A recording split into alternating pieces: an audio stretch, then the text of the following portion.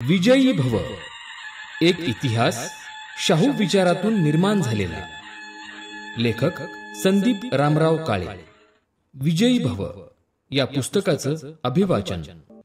या भागात आपण ऐकूयात प्रशासनातील वरिष्ठ अधिकारी ऋषिकेश ठाकरे यांच्याशी साधलेल्या संवादाचा ध्वनिमुद्रित भाग. अपयशाच्या वळणावर यशाचा मार्ग सापडतो आणि संघर्षाच्या वाटेवर धैर्याच्या पावलांनी स्वप्न पूर्ण होतात. मी ऋषिकेश विजय ठाकरे. माझ्या आयुष्याचा प्रवास एका साध्या तरुणापासून UPSC 2022 मध्ये 224वा क्रमांक मिळवणाऱ्या यशस्वी उमेदवारापर्यंतचा आहे.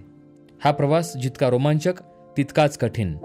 मुंबईतील एका घटनेनं मला स्वतःचा जीवनमार्ग बदलायला भाग पाडलं आणि माझ्या मनात समाजासाठी काहीतरी करण्याचा एक नवीन दृष्टिकोन निर्माण झाला. 2018 साली मुंबईत एका अपघाताची घटना माझ्या डोळ्यासमोर घडली. त्या घटनेनं मला खोलवर विचार करायला लावलं. आयुष्याचं खरं मोल काय आहे, आपण समाजासाठी काय करू शकतो, या विचारांनी माझ्या मनात उत्तर शोधण्याची उर्मी निर्माण झाली.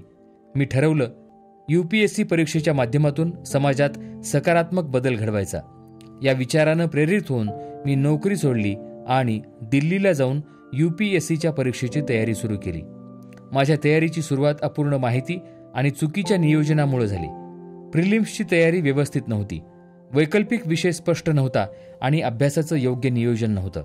या चुका लक्षात येण्याआधीच 2 प्रयत्नात मला अपयशाचा सामना करावा लागला. डॉक्टर स्मिता चिन या माझ्या मार्गदर्शिका होत्या. त्यांना मी माझी परिस्थिती सांगितली तेव्हा त्यांनी मला खचून न जाता पुढे चालण्याचं प्रोत्साहन दिलं. त्यांच्या शब्दांनी माझ्या मनाला उभारी दिली. त्यांनी मला सांगितलं की प्रत्येक अपयशातून शिकणं आणि चुकांवर काम करणं हे यशाकडे नेणारं पहिलं पाऊल आहे. मी माझ्या तयारीचा आढावा घेतला. सर्वप्रथम मी अभ्यासासाठी स्वतःच्या हस्ताक्षरात नोट्स तयार केल्या.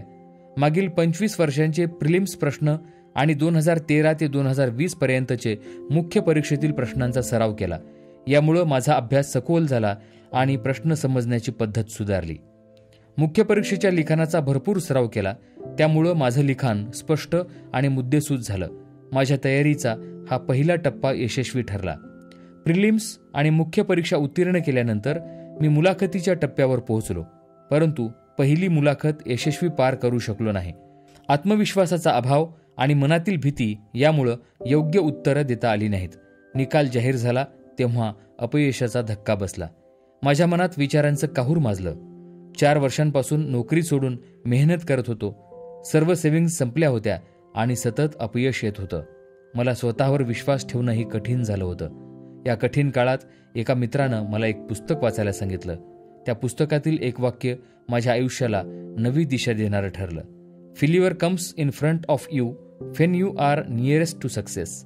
या वाक्यानं मला पुन्हा प्रयत्न करण्यासाठी प्रेरणा दिली. मी माझ्या चुकांची यादी केली आणि त्या दुरुस्त करण्यासाठी उरलेले 6 महिने पूर्ण समर्पणाने काम केलं. यावेळेस मी प्रिलिम्स, मुख्य परीक्षा आणि मुलाखत 3ही टप्पे यशस्वीपणे पार केले. UPSC 2022च्या निकालात माझ्या नावासमोर 224वा क्रमांक पाहिला तेव्हा आयुष्यातील सर्व संघर्षाचं फळ मिळाल्यासारखं वाटलं.